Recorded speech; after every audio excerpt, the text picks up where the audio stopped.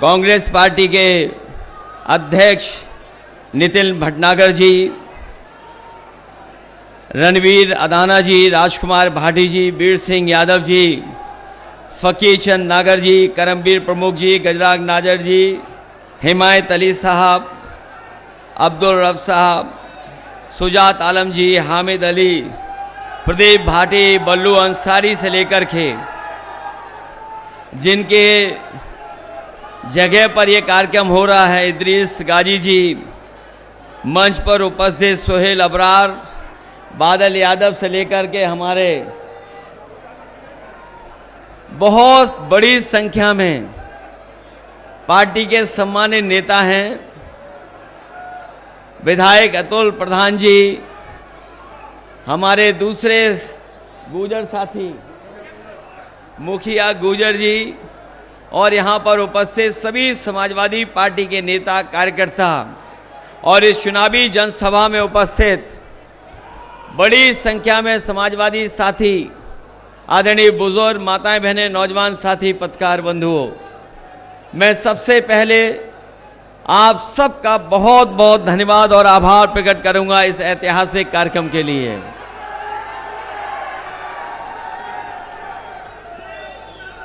जब हम और आप लोग यहां पर सभा कर रहे हैं, ये दूसरे चरण का चुनाव है और पहले चरण में मतदान हो रहा है।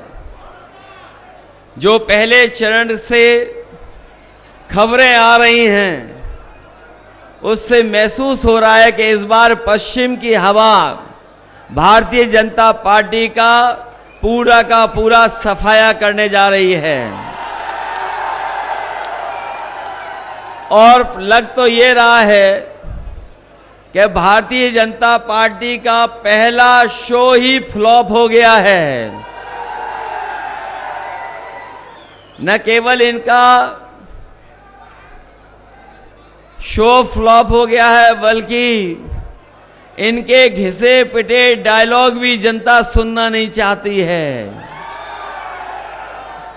जो अब तक भारतीय जनता पार्टी के लोग कहानी बना रहे थे, वो कहानी भी अब कोई सुनना नहीं चाहता है। और इधर पिछले 10 साल में भारतीय जनता पार्टी की जो पहचान बनी है वो झूठ और लूट की बनी है। शायद इतना झूठ किसी राजनीतिक दल ने नहीं बोला होगा जितना भारतीय जनता पार्टी ने बोला है।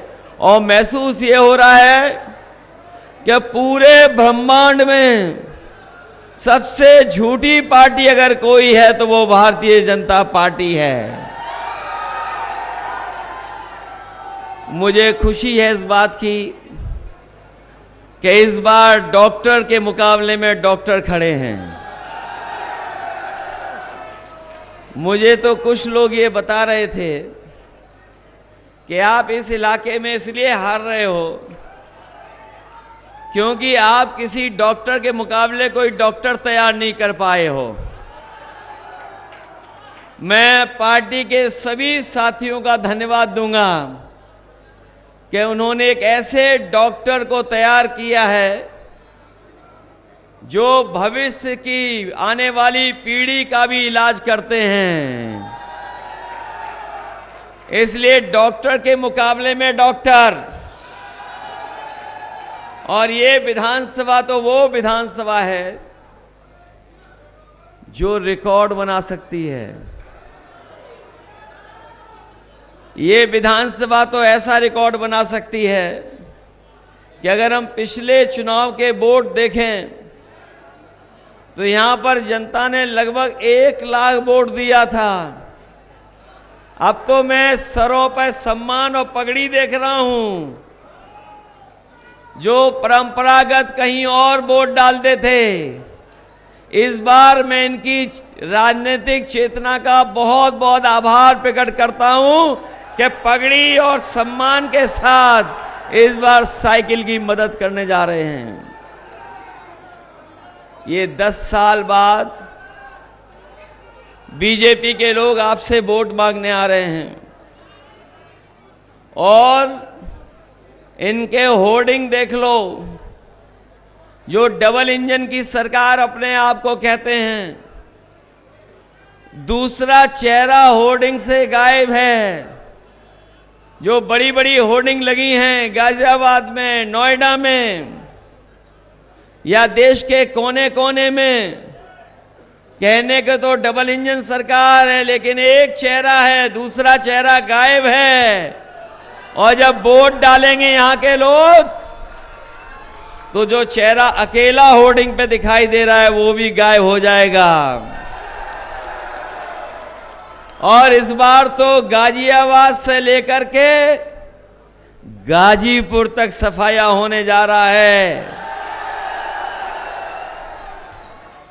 ये सरकार बचेगी कैसे? कैसे बचेगी सरकार? इंडिया गठबंधन इस बार इनके मुकाबले के लिए तैयार है। मैं जानता हूं बहुत से लोग ये चाहते थे गठबंधन हो जाए, गठबंधन की इच्छा रखते थे। कुछ लोग बोल नहीं पाते थे, दिल ही दिल में रखते थे कि गठबंधन हो जाए। बताओ समाजवादियों ने आपके दिल की बात की है कि नहीं की है? और गठबंधन में केवल कांग्रेस समाजवादी पार्टी नहीं, अब तो आप पार्टी भी आ गई है झाड़ू मारने के लिए। और हमारे किसान नेता मंच पे कह रहे हैं, जो हमारे किसान संगठन के नेता हैं, ये जानते होंगे इन्हें कितना सरकार से लड़ना पड़ा है। केवल अभी नहीं, अगर हम पिछला भी संघर्ष याद करें तो हमारे किसान भाई सालों साल संघर्ष किए सरकार के खिलाफ। और एक समय तो ऐसा आ गया जब देश के किसानों ने आह्वान कर दिया काले कानून के खिलाफ, तो इस सरकार ने सड़कों में गड्ढे खुदवा दिए, आरसीसी की दीवार लगवा दी, कीलें लगवा दी, फोर्स लगा दिया। कोई अगर ट्रैक्टर के लिए डीजल भरवाने जाता था तो डीजल नहीं मिलता था। पाबंदियां लगा दी, पुलिस खड़ी कर दी जगह जगह। लेकिन हम अपने किसान भाइयों को बधाई देंगे, वो सालों साल रुके रहे, शहीद भी हुए, लेकिन वो पीछे नहीं हटे। अंतोगतवाद सरकार को पीछे हटना पड़ा और तीनों काले कानून उन्हें वापस लेने पड़े। मैं अपने किसान भाइयों को आज के दिन, जब देश का चुनाव होने जा रहा है, मैं आपको यह बताना चाहता हूं कि इंडिया गठबंधन और समाजवादी पार्टी ने तय किया है कि जब भी सत्ता में आएंगे तो हमारे किसानों के लिए कानूनी एमएसपी का अधिकार दिलाने का काम हम लोग मिलकर के करेंगे। जो लोग कहते हैं कि हमने 80 करोड़ लोगों को राशन दे दिया, जो अपनी उपलब्धि बता रहे हैं, मैं उनको कहना चाहता हूं कि केवल हमारे किसान और किसान परिवारों के लिए फसल की कानूनी अधिकार दे दो, आपको 80 करोड़ लोगों को कभी राशन नहीं देना पड़ेगा। आपको फसल की गारंटी दे दो, एमएसपी की गारंटी दे दो, आपको राशन नहीं देना पड़ेगा। जहां किसान तैयार है, वहीं हमारा नौजवान भी तैयार है सरकार को हटाने के लिए। ये नौजवान वो है जो नौकरी की तलाश में, रोजगार की तलाश में सरकार में न जाने कितना निराश हुआ, परेशान रहा, परीक्षाएं लिखी, तैयारी की, ट्यूशन पढ़ाई की, जो कुछ कर सकते थे नौजवानों ने अपनी परीक्षा के लिए तैयारी की।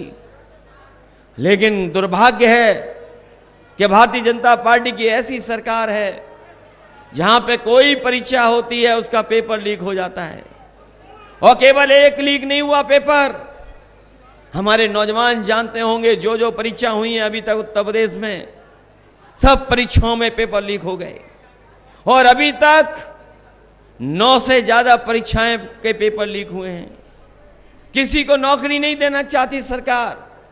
अभी हमने जब गणित का हिसाब किताब लगाया तो मैंने कहा कि अगर उत्तर प्रदेश में जो परीक्षाएं जिनके पेपर लीक हुए हैं उन नौजवानों की संख्या 60 लाख है और यही 60 लाख नौजवान अगर उनके मां बाप को जोड़ दें तो 60 लाख परिवारों में 3 सदस्य हो गए जो इस सरकार के खिलाफ हैं। अगर 60 लाख का गुणा हम 3 से कर दें तो 1 करोड़ 80 लाख बनता है और यही 1 करोड़ 80 लाख अगर 80 लोकसभाओं से भाग दे दें तो हर लोकसभा में 2,25,000 इस भारतीय जनता पार्टी का वोट कम हुआ है। जिस दल के खिलाफ किसान और नौजवान हों वो सरकार बचेगी कैसे, ये बता दो हमें आप। क्या सरकार बचेगी? और चाहे बड़े बड़े चैनल इलेक्टोरल बॉन्ड के बारे में बताएं न बताएं, लेकिन हमारा एक एक नौजवान जो मोबाइल चलाता है, जो देखता है, वो जानता है कि इलेक्टोरल बॉन्ड की चोरी जब से पकड़ी गई है तब से भारतीय जनता पार्टी का बैंड बज गया है। और जब कभी इलेक्टोरल बॉन्ड के बारे में बात होती है तो बीजेपी के लोग घबरा जाते हैं, कईयों को बेहोशी छा जाती है। इलेक्टोरल बॉन्ड का नाम सुनते ही भारतीय जनता पार्टी के कुछ नेता इलेक्टोरल की मांग करते हैं, इलेक्टोरल की मांग करते हैं, इतना घबरा जाते हैं कि उनके पास कोई जवाब नहीं है, इलेक्टोरल पीने का काम कर रहे हैं। बताओ इलेक्टोरल बॉन्ड में चोरी हुई है कि नहीं चोरी हुई है? कोई चंदा दे तो कम कम चंदा देता है, कोई